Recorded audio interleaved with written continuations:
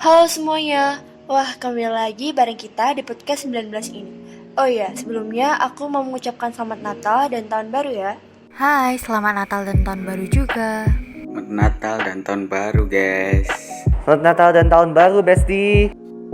Sekar gembok ping catur Kang Cinatur Polah kang kalantur tanpa tutur katulo katali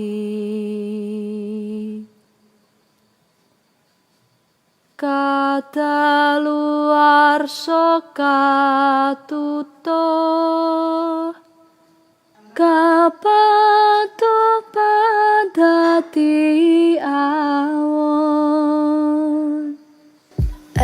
Wait. Sebelum kita lanjut ngobrol lebih dalam lagi, kita kenalan dulu aja nggak sih?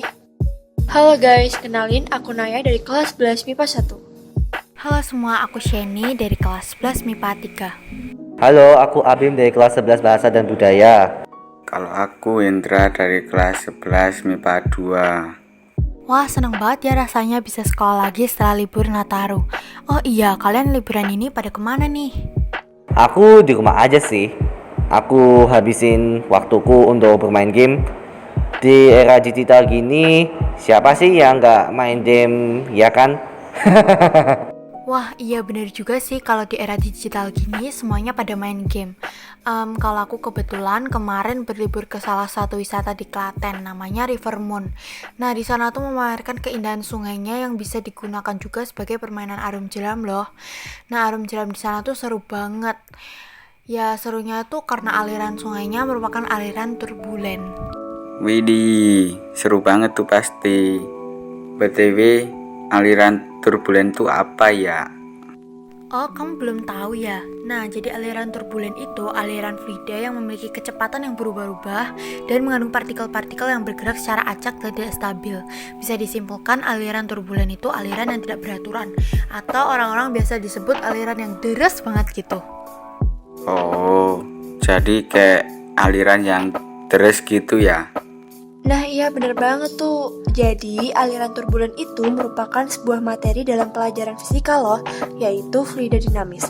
Di dalam materi tersebut bukan hanya ada aliran turbulen, tapi juga ada aliran luminar dan aliran transisi. Terus rumus-rumusnya ada apa aja tuh?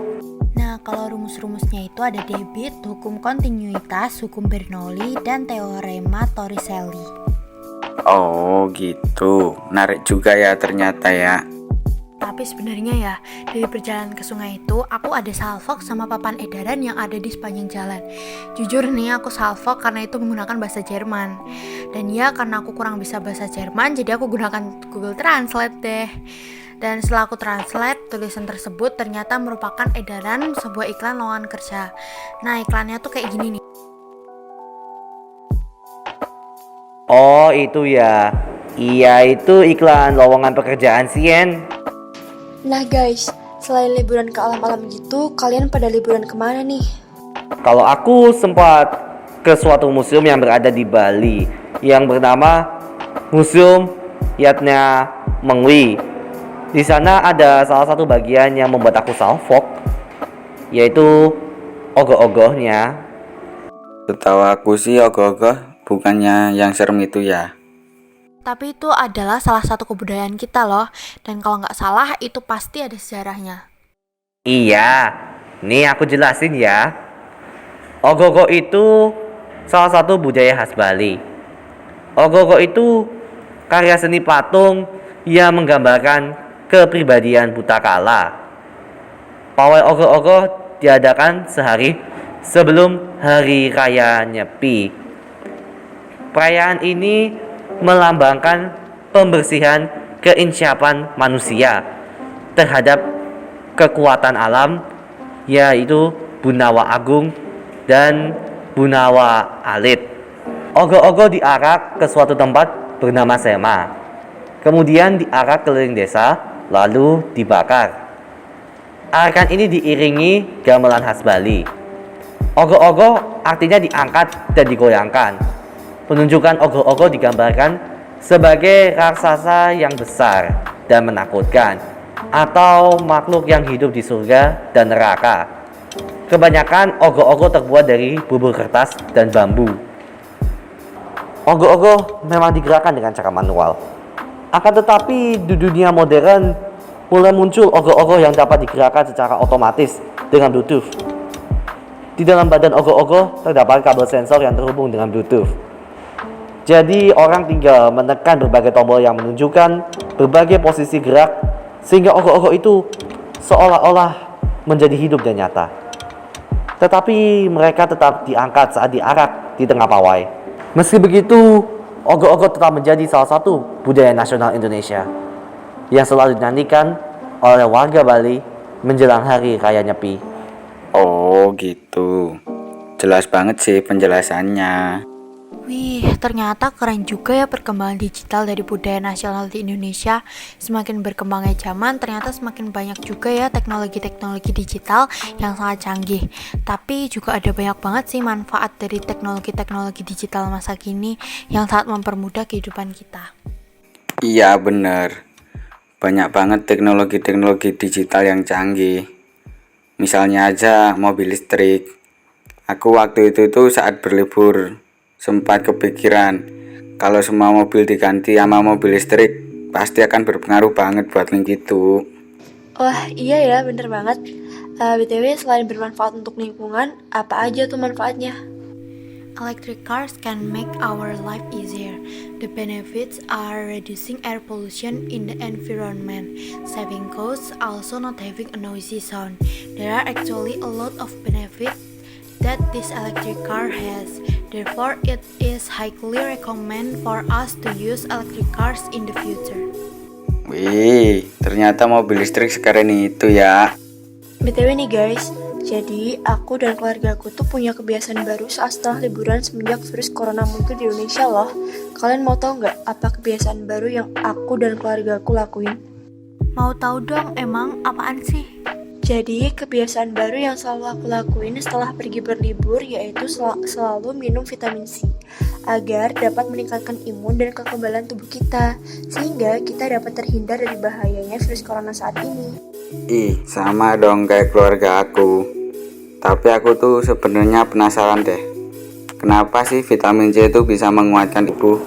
Iya Hen, sama aku juga mikir gitu. Oke deh, gini. Jadi di dalam vitamin C itu terdapat zat asam ascorbat atau ascorbic acid. Asam ini adalah vitamin yang diperlukan untuk mencegah dan mengatasi kekurangan vitamin C pada orang yang tidak mendapatkan cukup vitamin dari makanan yang ia konsumsi sehari-hari. Sebagai informasi, pengertian dari asam yaitu suatu zat atau senyawa yang menyebabkan rasa masam pada berbagai materi. Oalah, gitu ya Nay. Terus untuk ciri-ciri maupun sifat yang terdapat di asam tuh apa aja sih Nay? Nah, jadi ciri-ciri asam itu ada banyak sekali. Di antaranya bersifat asam pH kurang dari 7, menghasilkan ion H+ di dalam air, bersifat korosif, dapat mengubah warna kertas lakmus biru menjadi merah, dapat mengantarkan arus listrik, dapat menerima elektron, dan yang terakhir dapat menetralkan basa. Itu aja sih Sin yang aku tahu. Semoga bermanfaat ya. Oalah, gitu ya Nay. By the way, makasih udah menjelasin. Tapi keluargaku juga sama loh, selama masa pandemi ini juga punya kebiasaan baru. Terutama mamaku tuh yang punya hobi baru, yaitu menanam tanaman. Kayaknya semua ibu-ibu itu hobinya sama deh. Apalagi kalau bukan menanam. Hahaha.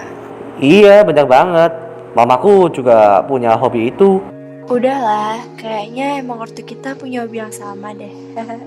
Nah, karena di era digital ini semuanya bisa dilihat di media sosial, aku iseng-iseng deh lihat kerajinan tangan untuk pot tanaman dari botol bekas di YouTube.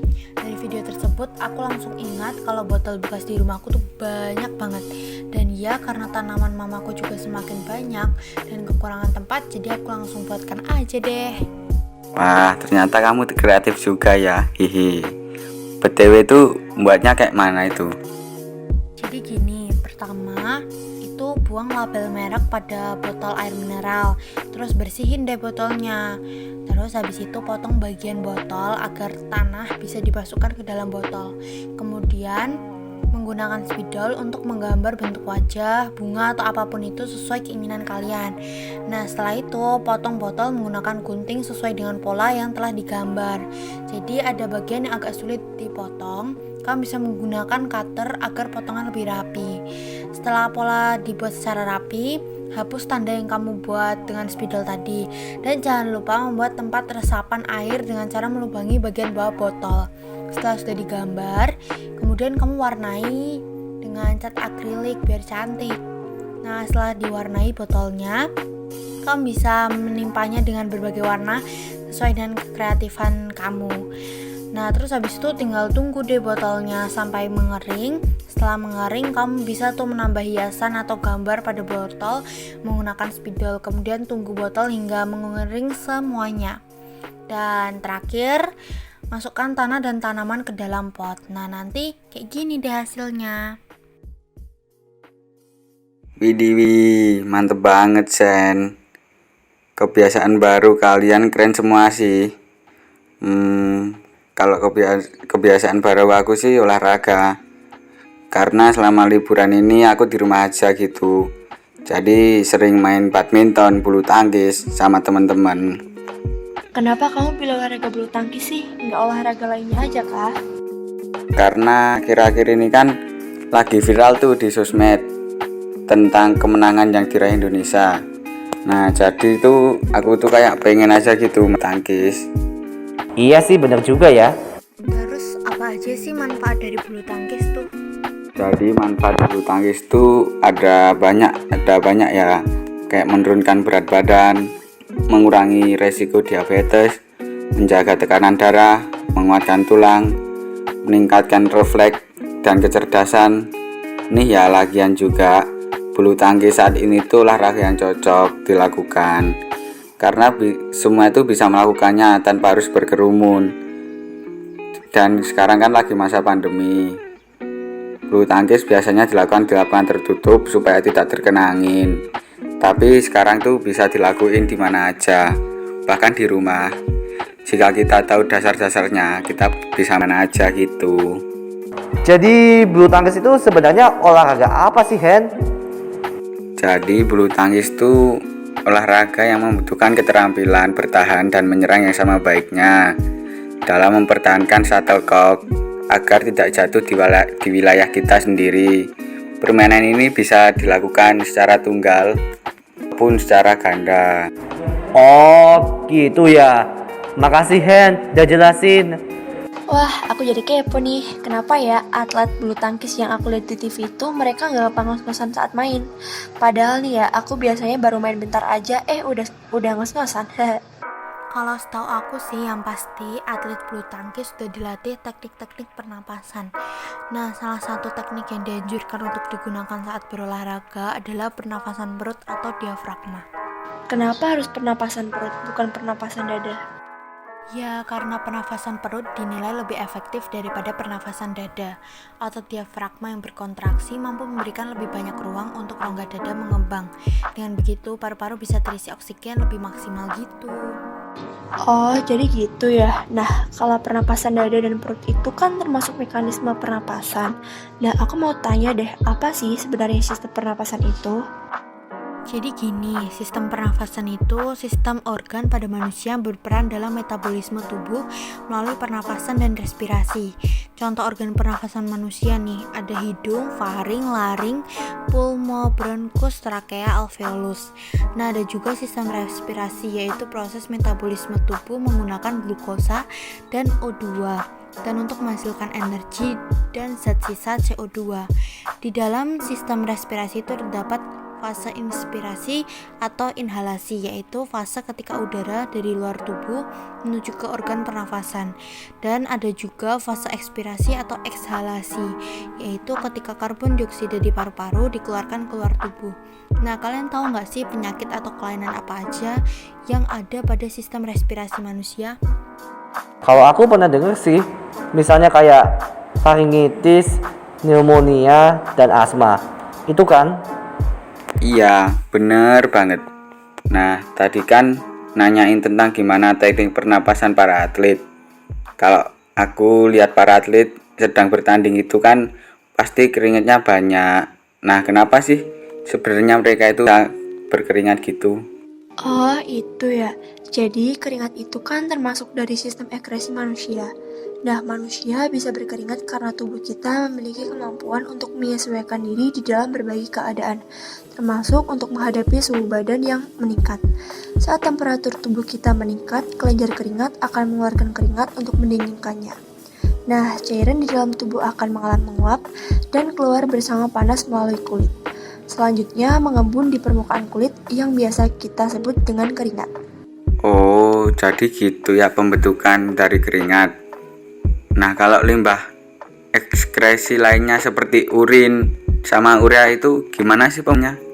Oh, jadi gini. Kalau proses pembentukan urin di ginjal terdiri dari 3 tahap, yaitu filtrasi atau penyaringan, reabsorpsi atau penyerapan kembali, dan augmentasi atau pengeluaran zat. Nah, kalau proses pembentukan urea pada manusia disebut sebagai siklus urea. Siklus urea ini hanya dapat terjadi di hati karena pada siklus urea melibatkan enzim araginase yang hanya dapat diproduksi oleh hati. Oh alah, gitu toh. Oh iya guys, kalau boleh tahu sebenarnya sistem ekskresi itu apa sih? Jadi, sistem ekskresi itu sistem yang melakukan pengeluaran zat sisa hasil metabolisme tubuh atau eliminasi yang tidak dibutuhkan untuk menjaga keseimbangan tubuh melalui osmoregulasi. Nah, sistem ekskresi pada manusia terdiri atas jumlah organ yaitu paru-paru, kulit, hati, dan ginjal. Nah, limbah yang tadi aku sebut itu, misalnya keringat itu dari organ kulit, kemudian kalau urin itu dari organ ginjal, terus empedu itu dari organ hati, dan yang terakhir CO2, karbon dioksida, dan H2O itu dari organ paru-paru. Nah, ada juga nih gangguan atau penyakit pada sistem ekskresi. Misalnya gagal ginjal, nefritis, anuria, diabetes mellitus, dan masih banyak lagi. Wih, mantep banget tuh penjelasannya. Nah guys, kan tadi kita ada bahas soal penyakit-penyakit pada sistem respirasi dan sistem ekskresi. Kalian nyadar gak sih permasalahan-permasalahan di dunia ini sebenarnya bukan hanya sekedar penyakit atau covid aja loh. Baik banget permasalahan yang kita hadapi apalagi di era digital ini, yang membuat orang menjadi semakin jauh gitu. Ih, iya bener. Kayak misalnya handphone yang bisa membuat yang jauh menjadi dekat dan yang dekat menjadi jauh. Kayak kesannya kalau kita nggak pegang HP itu jadi bahaya gitu. Iya, karena banyaknya perkembangan digital yang sangat membantu pekerjaan manusia sekarang, banyak sekali permasalahan sosial, ekonomi, juga lingkungan. Contohnya aja dalam masalah lingkungan ya, manusia tuh kurang peduli terhadap keasrian lingkungan dan hanya mementingkan sebuah kemodernan. Misalnya membuat gedung-gedung masa kini dengan mengambil lahan pertanian. Kemudian masalah sosial misalnya sesama serasa semakin jauh, apalagi di era digital ini kan karena teknologi semakin berkembang, orang-orang tidak lagi berhubungan secara langsung tapi secara virtual. Dan masalah ekonomi apalagi dalam masa pandemi seperti ini kan. Nah, maka dari itu guys, nih ya aku dengar-dengar peran gereja itu sangat bisa membantu permasalahan duniawi. Jadi gereja menjalankan tugas sebagai garam dan terang dunia, yaitu dengan para jemaat dan gereja dapat menjadi teladan bagi orang lain supaya orang-orang di sekitar kita dan di sekitar gereja bisa melihat kemuliaan dan cinta kasih Allah melalui kegiatan ibadah di gereja dan perilaku jemaat gereja. Oleh karena itu, kita sebagai umat Allah harus bisa menjadi teladan yang baik bagi diri kita dan juga orang lain. Widih, kayaknya udah panjang banget nih kita ngobrolnya, pegel juga kan mulut kita. Oke guys, jadi itu tadi bahasan kita tentang new era new habit, dimana kita sebagai generasi Z atau penerus bangsa harus pintar-pintar dalam melakukan segala hal dalam era digital ini. Kegiatan-kegiatan baru yang baik seperti yang diberikan di podcast tadi bisa menjadi contoh bagi kita semua. Intinya kita bisa banyak mengambil hal baru dan hal baik dalam era digital saat ini. Sekian dari kami, semoga podcast kami dapat bermanfaat bagi kalian. Terima kasih, dadah.